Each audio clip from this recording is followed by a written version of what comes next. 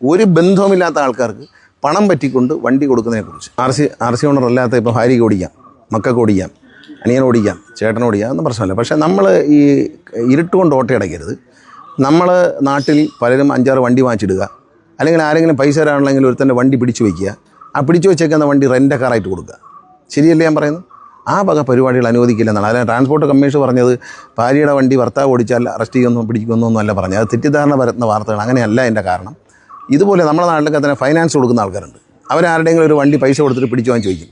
പിടിച്ചു വാങ്ങിച്ച് വെച്ചിട്ട് നാട്ടുകാർക്ക് മുഴുവൻ കൊടുക്കും. അവരതും കൊണ്ട് നടക്കും. അതിൽ ചാരായം കൊണ്ടുപോയി, കഞ്ചാവ് കൊണ്ടുപോയി, ഇങ്ങനെയുള്ള പ്രവർത്തനങ്ങളൊക്കെ നടത്താം. അത്തരം കാര്യങ്ങൾ അനുവദിക്കത്തില്ല. നിങ്ങൾക്ക് റെൻ്റ് കാർ നടത്താമല്ലോ. 5-6 എൻ്റെ വണ്ടി ഉണ്ടെങ്കിൽ എടുത്തുകൊണ്ട് വരും. അത് രജിസ്റ്റർ ചെയ്തിട്ട് ബ്ലാക്ക് ബോർഡ് വയ്ക്കാം, ബ്ലാക്ക് ആൻഡ് വൈറ്റ് ബോർഡ് വെച്ചിട്ട് നിങ്ങൾക്ക് ആർക്ക് വേണമെങ്കിലും നടത്താം. ഒരു തടസ്സവുമില്ല. നിയമപരമായിക്കോട്ടെ. വെറുതെ ഈ പാവപ്പെട്ട ടാക്സിക്കാർ അവരെ വയറ്റിലടിക്കില്ലേ? കള്ള ടാക്സി എന്നവർ ഉദ്ദേശിക്കുന്നത് എന്താണ്? ബോർഡ് വയ്ക്കാതെ വണ്ടി ഡ്രൈവർ ഓടിക്കുന്നു. ഇപ്പോൾ ടാക്സി ഓടിക്കുന്നവർ അവർ നികുതി അടച്ചിട്ട്, ടാറ്റോറിക്ഷ ഓടിക്കുന്നു, നികുതി അടച്ചിട്ടാണ് അവർ ചെയ്യുന്നത്. അവരെ മണ്ടന്മാരാക്കിക്കൊണ്ട് നികുതി അടയ്ക്കാത്ത ചില ആളുകൾ ഇത്തരം വണ്ടികൾ ഓടിക്കാൻ കൊടുക്കുക. ഇതൊക്കെ തെറ്റാണ്. ഇപ്പോൾ ആലപ്പുഴയിൽ നടന്ന സംഭവം തെറ്റ് തന്നെയാണ്. എന്ത് അതിൻ്റെ ഉടമസ്ഥൻ എത്ര ഒച്ചത്തിൽ സംസാരിച്ചാലും നിയമപരമായി തെറ്റാണ്. ആ കുട്ടികളിൽ നിന്ന് പണം പറ്റിക്കൊണ്ട് അവർക്ക് വണ്ടി കൊടുത്തതാണ്. പിന്നെ ഈ നാട്ടിലുള്ള മറ്റ് ചുറ്റുപാടും താമസിക്കുന്നവരെല്ലാം ബുദ്ധിയില്ലാത്തവരാണെന്ന് വിചാരിക്കരുത്. അവരോട് പോലീസ് ചോദിക്കും, അവരോട് മോട്ടോർ വെഹിക്കിളുകാർ ചോദിക്കുമ്പോൾ അവർ പറയും ഇന്ന ആൾ വണ്ടി പിടിച്ച് വെച്ച് ഫൈനാൻസ് കൊടുത്തിട്ട് വണ്ടി എടുത്ത് വയ്ക്കുകയും വാടകയ്ക്ക് കൊടുക്കുകയും ചെയ്യുന്നതാണ്. ആക്ഷൻ എടുക്കും, ഒരു സംശയമില്ല എടുക്കും. പക്ഷേ ഇപ്പോൾ തെറ്റിദ്ധരിപ്പിക്കേണ്ട.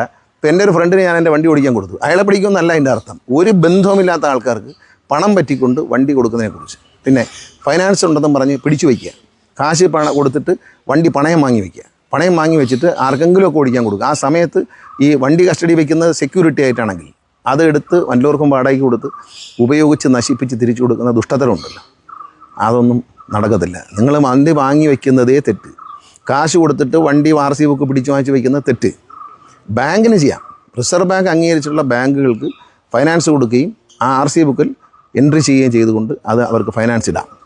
അല്ലാതെ അനധികൃതമായി ഇതിൻ്റെ കൂടെ മനസ്സിലായിരിക്കും. അനധികൃതമായി പണം കൊടുത്തിട്ട് അതിൻ്റെ പേരിൽ ബലമായി വണ്ടിയുടെ RC ബുക്ക് വാങ്ങിച്ച് വയ്ക്കുകയും അതെടുത്ത് വല്ലവർക്കും ഓടിക്കാൻ കൊടുക്കുകയും ചെയ്താൽ അത് നടപടി എന്ന് പറഞ്ഞാൽ ചില്ലറ നടപടിയായിരിക്കില്ല. ഉള്ള കാര്യം പറയാമല്ലോ. കാരണം ഇത് തെറ്റിദ്ധാരണ വരുത്തുകയാണ്. സഹോദരന് വണ്ടി കൊടുത്തുകൂടാ, കൂട്ടുകാരന്, അങ്ങനെയല്ല. ആലപ്പുഴയിൽ കുഞ്ഞുങ്ങൾ മരിച്ചു. ആ കുട്ടികൾ മരിച്ച സംഭവത്തിൽ വെറുതെ ഒച്ചയൊന്നും എടുക്കണ്ട. അതിൻ്റെ ഉടമസ്ഥൻ കിടന്ന് ഏതോ ചാനലിലൊക്കെ ഒച്ചയെടുക്കുന്നുണ്ട്. മാധ്യമപ്രവർത്തകരോട് ചൂടാവണ്ട. അടുത്ത വീട്ടുകാർക്കറിയാം, അടുത്ത നാട്ടിൽ താമസിക്കുന്നവർക്ക് ഇയാളെ പണി എന്തുവാണ്. നമ്മളെല്ലാം നാട്ടിൽ താമസിക്കുന്ന ആരും ബുദ്ധിയില്ലാത്തവരാണ്. എല്ലാവർക്കും നല്ല ബുദ്ധിയുണ്ട്. അവർക്കറിയാം ഇന്ന ആൾ ഫൈനാൻസ് കൊടുക്കുന്നുണ്ട്, അതിന് വലിയ വണ്ടികൾ വാങ്ങിച്ചു വയ്ക്കുന്നുണ്ട്, അത് റെൻ്റക്കാരന് ആളുകൾക്ക് ഓടിക്കാൻ കൊടുക്കുന്നുണ്ട്, അവരിൽ നിന്ന് പൈസ വാങ്ങുന്നുണ്ട്, ഈ പലിശയും വാങ്ങണം, പിന്നെ ഈ വണ്ടി ഓടുന്ന കാശൂടെ വാങ്ങണം എന്നൊക്കെ ഒരു ദുരാഗ്രഹമുണ്ടല്ലോ ബ്ലേഡ് കമ്പനി. അതൊക്കെ കണ്ടാൽ പിടിക്കും.